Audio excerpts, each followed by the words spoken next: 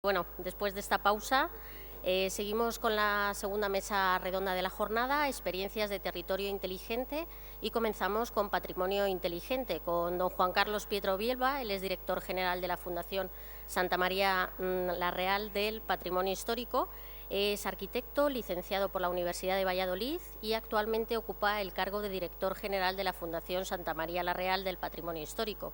Es una entidad cultural dedicada por entero a la gestión, el estudio y la investigación, restauración, conservación y difusión del patrimonio social, natural y cultural, y lleva vinculado a la institución más de 20 años, en concreto desde 1990, cuando comenzó desarrollando proyectos de restauración y rehabilitación de edificios rurales e iglesias románicas y participando en la Enciclopedia del Románico de Castilla y León.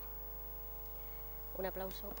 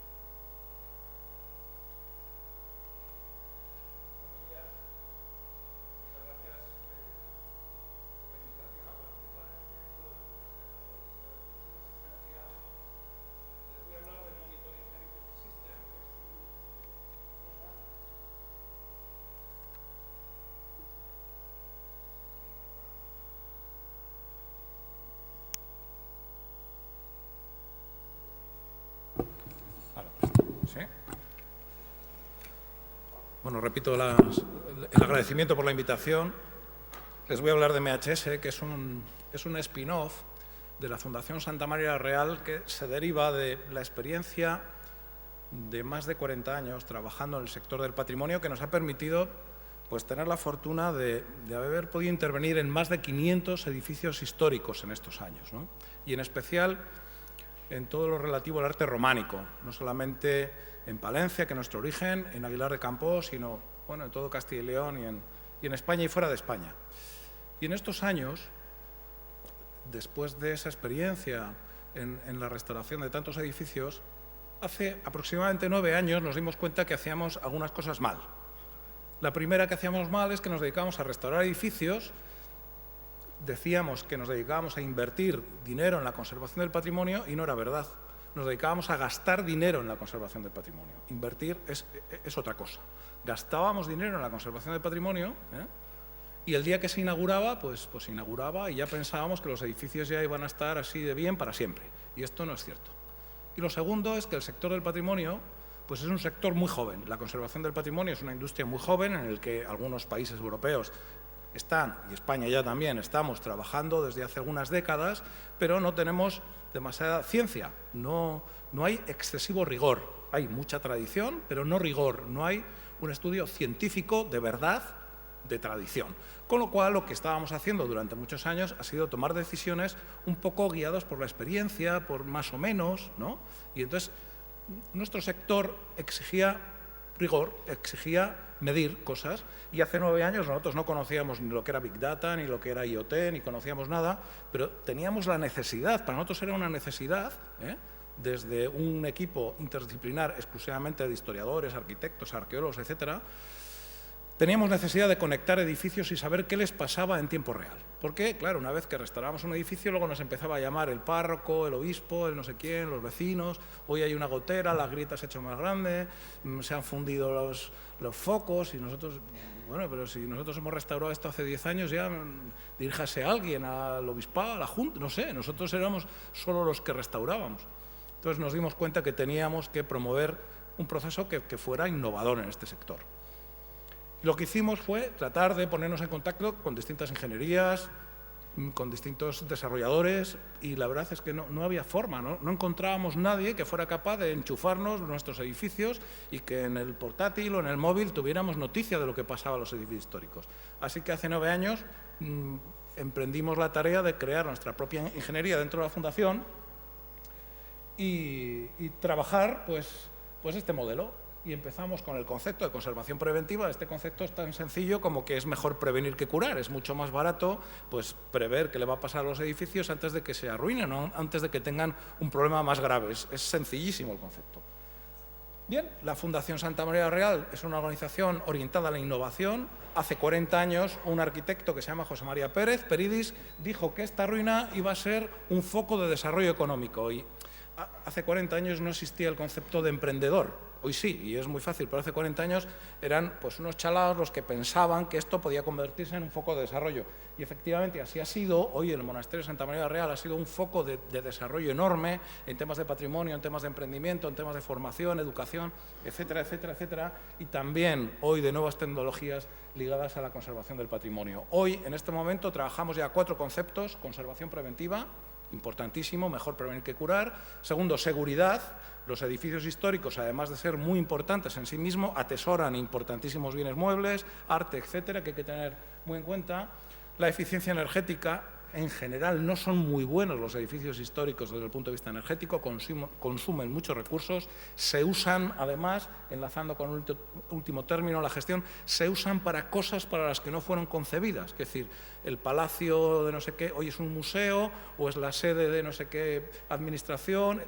Veremos algunos casos. Bien, por lo tanto, desde Santa María la Real empezamos a desarrollar una nueva solución a la que llamamos MHS. En este momento ya es un sistema integral en el que hemos desarrollado una serie de dispositivos que nos permiten hoy tener datos de 30 cosas distintas en el ámbito de la conservación preventiva, de la eficiencia energética, en el ámbito de los aspectos químicos, biológicos, ambientales, etcétera, etcétera. Bien, ese dispositivo, aunque parece grande, es poquito más que una cajita de cerillas, porque en el sector del patrimonio, y me perdonáis, el tamaño sí que importa. Es decir, que el tema estético es tan importante como que los dispositivos tienen que ser realmente pequeños, ¿no? Y lo hemos conseguido. Bueno, se trata de colocar los dispositivos que sean necesarios en un edificio, sacar los datos a una plataforma, que es decir, a la nube, y a partir de ahí tener alarmas, informes, etcétera, etcétera. Bien, se ha dicho aquí algo esta mañana que es cierto, necesitamos conectividad, Internet, pero también hemos sido capaces de, hasta en los más remotos sitios o localizaciones o pueblos lejanos, sin Internet, hasta con un mensaje de móvil, hemos sido capaces de sacar datos. Lo importante es sacar el dato.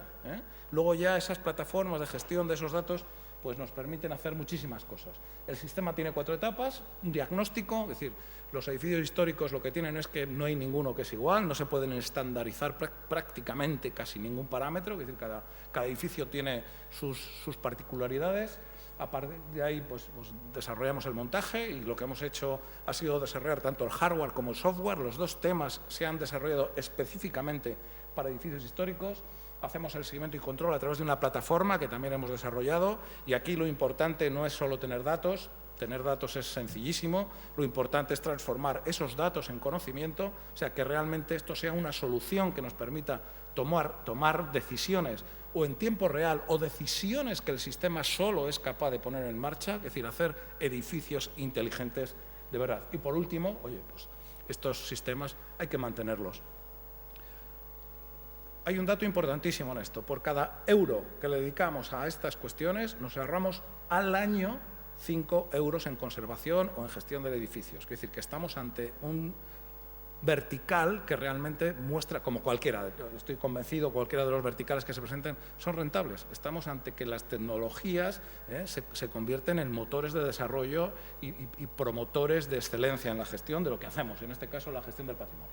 Bien, en España pues ya son más de 3.000 parámetros, son muchísimos, ¿no? Pero diríamos que tenemos ya 68 bienes conectados, ¿no? Y que algunos de estos ya son bienes que son patrimonio de la humanidad. E incluso fuera de España ya tenemos algunos de ellos conectados. No sé si esto soy capaz de ir más deprisa. Pero bueno, es decir, más o menos en la zona norte de España tenemos trabajado, Portugal, Francia, incluso a Chile hemos sacado ya esta solución. Bien, para nosotros hubo un antes y un después. Santa María la Real nos propusimos, se nos metió en la cabeza desarrollar este sistema, y hace 4 años tuvimos la fortuna, y lo tengo que decir públicamente, que una empresa multinacional como Telefónica nos hiciera caso, nos dijo: joder, esto que hacéis tiene sentido. firmamos un convenio de colaboración y desde entonces pues Santa María la Real es socio comercial de Telefónica y nos ha permitido trabajar pues con muchísima más experiencia, nos ha permitido trabajar con un respaldo y un soporte pues que podéis imaginaros, ¿no? Ahí está el día que firmamos el convenio, que para nosotros pues es una fecha histórica. O sea, una organización como Santa María la Real, que veíamos, para nosotros las grandes empresas eran instituciones que nos financiaban proyectos a través de patrocinio, pues se convierten en este momento como socio. Y no solamente se muestra una relación entre Telefónica y Santa María la Real, sino esto es casi la expresión de una relación estratégica, ¿no?, entre el sector de las comunicaciones y el sector del patrimonio. Bueno, y lo único que pretendo contaros son algunos ejemplos. La Catedral de Palencia fue la primera catedral inteligente que ha habido en España, ¿no? Y es una catedral en la que tenemos pues, más de 100 parámetros controlados. Ahí veis el dispositivo, es decir, que casi no se ve entre una reja, ¿no? Y nos ha permitido este proyecto poner en marcha un plan de monitorización y de gestión de edificios históricos que tienen distintos usos.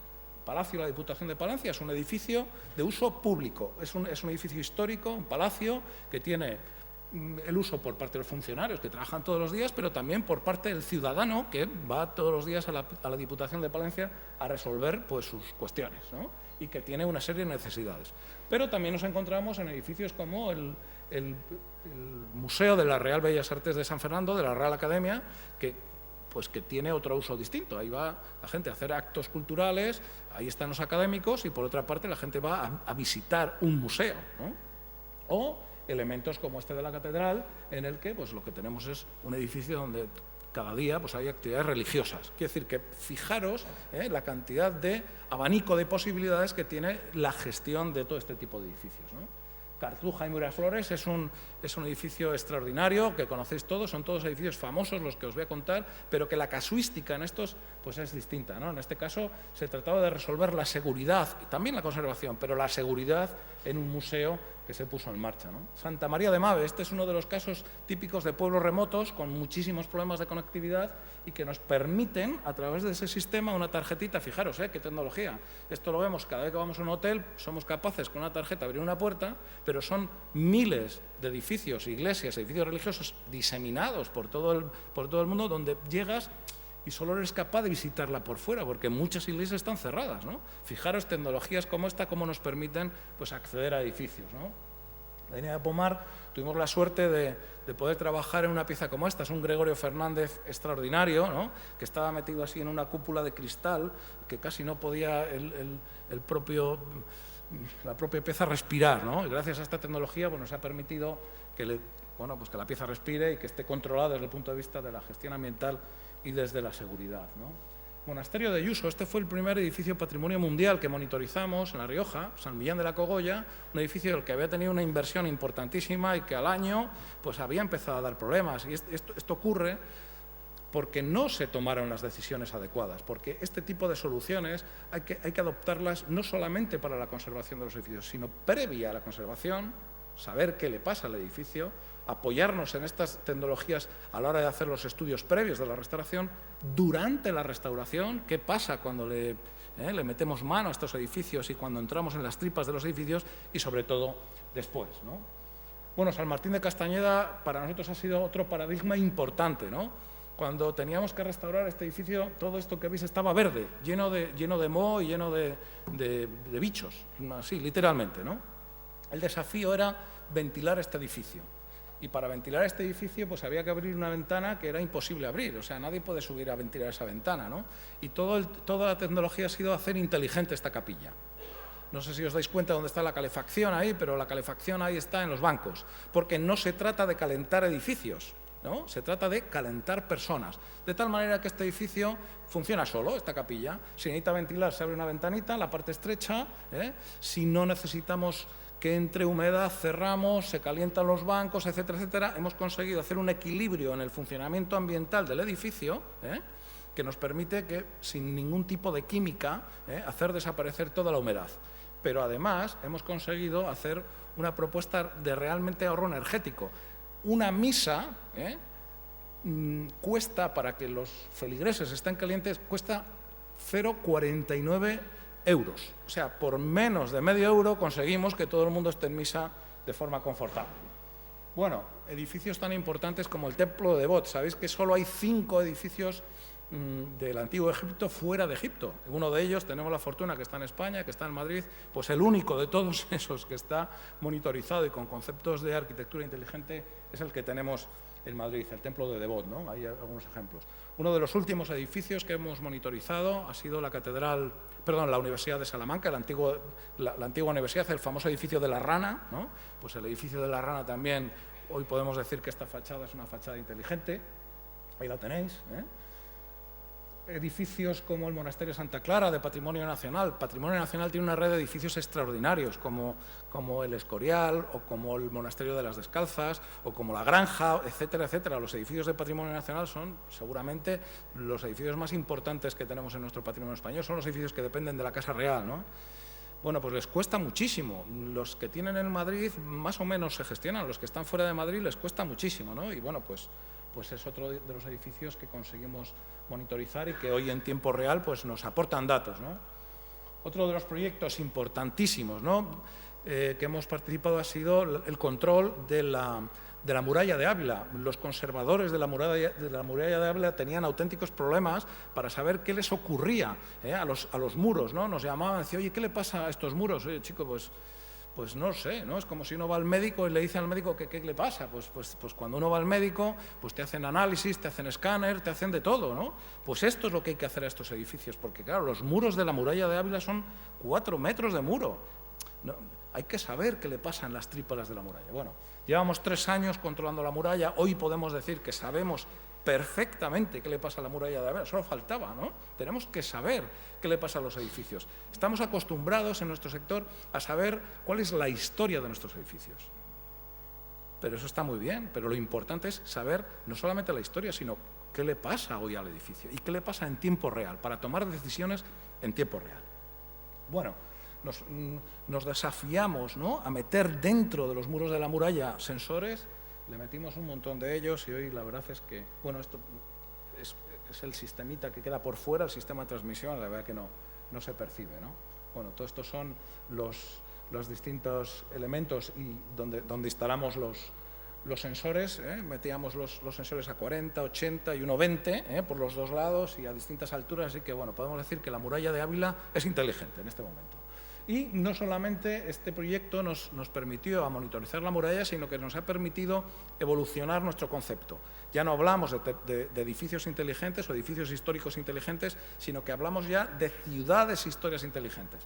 Nos permitió en Ávila, a través de un convenio con distintas instituciones nacionales y extranjeras, pues poner en marcha un proyecto en el que estamos trabajando, que es contar que Ávila es un conjunto entero, no solamente la muralla, sino que está la catedral, están distintos palacios y la calle, ¿no? y que el turista forma parte de todo este ecosistema que hay que gestionar, ¿no? Voy a terminar por un proyecto que es para nosotros muy importante. Hace 20 años tuvimos la fortuna de restaurar esta pequeñita iglesia y era una iglesia que no era del obispado de Palencia. Esto está en un pueblito que se llama Canduela, era de una junta vecinal y nos regalaron la iglesia. ¿Os imagináis? Llega alguien y te regala una iglesia románica, ¿no? Bueno, pues lo que hemos hecho en esta iglesia románica ha sido montar un laboratorio. Es decir, esta iglesia nos permite poner a prueba todos los sistemas, hardware, software y sistemas constructivos de restauración del patrimonio. Es decir, que hacemos todas las pruebas y todos los sistemas están testeados perfectamente, ¿no? Así que estamos ante un reto. Hoy la jornada va de territorio inteligente, ¿no?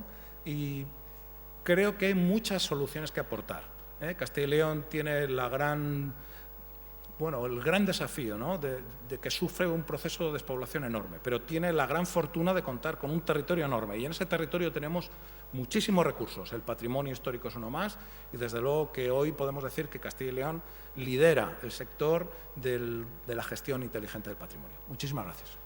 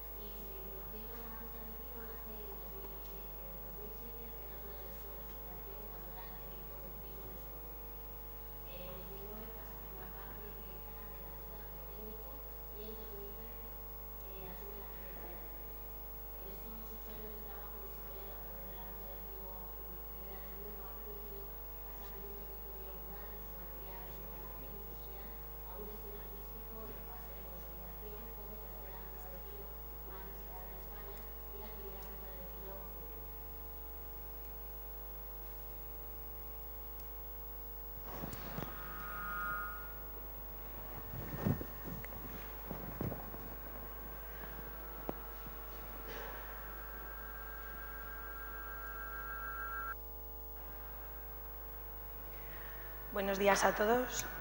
¿Se me oye bien? Se acopla un poco.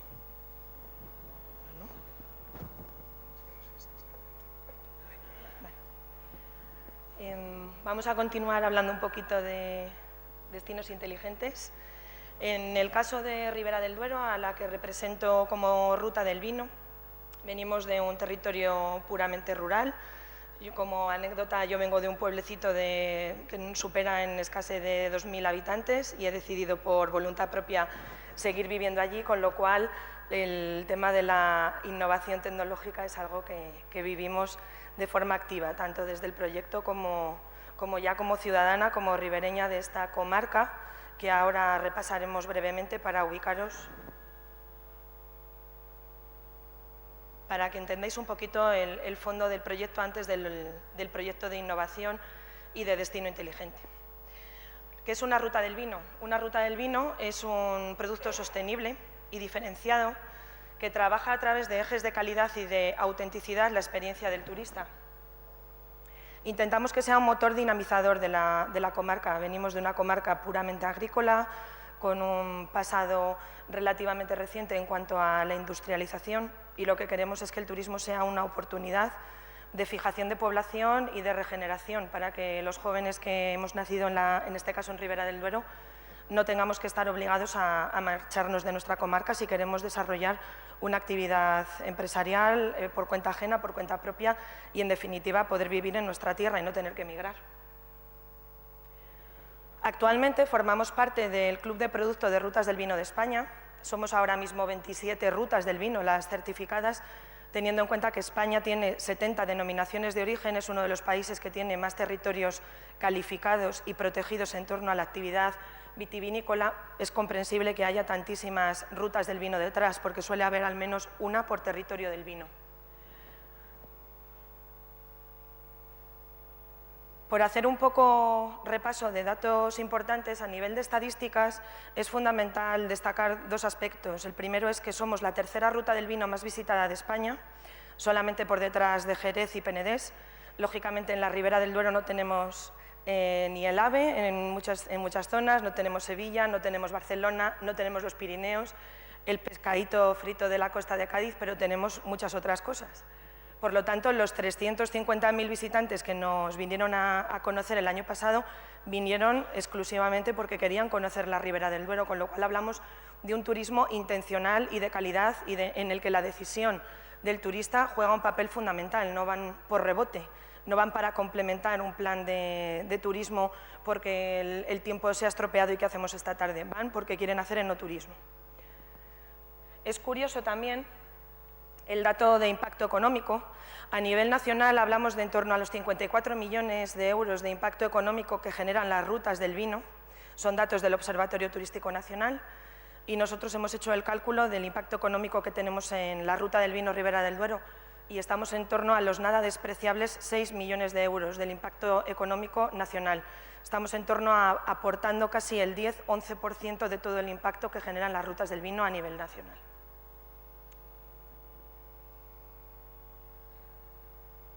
Aquí tenéis un histórico de datos.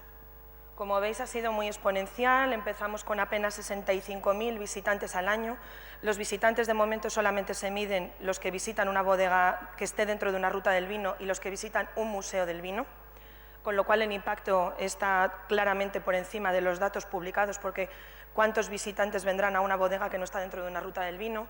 ¿Cuántos entrarán en la panadería a comprar pastas, en la carnicería del pueblo, en el restaurante, dormirán en una casa rural, entrarán en una enoteca a comprar vino, entrarán en una oficina de turismo a informarse?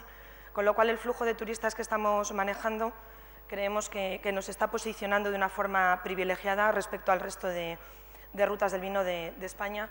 Y bueno, hay que decir que a nivel de Castilla y León somos la región con más rutas del vino certificadas y el trabajo que se está haciendo desde Rutas del Vino de Castilla y León es también muy importante.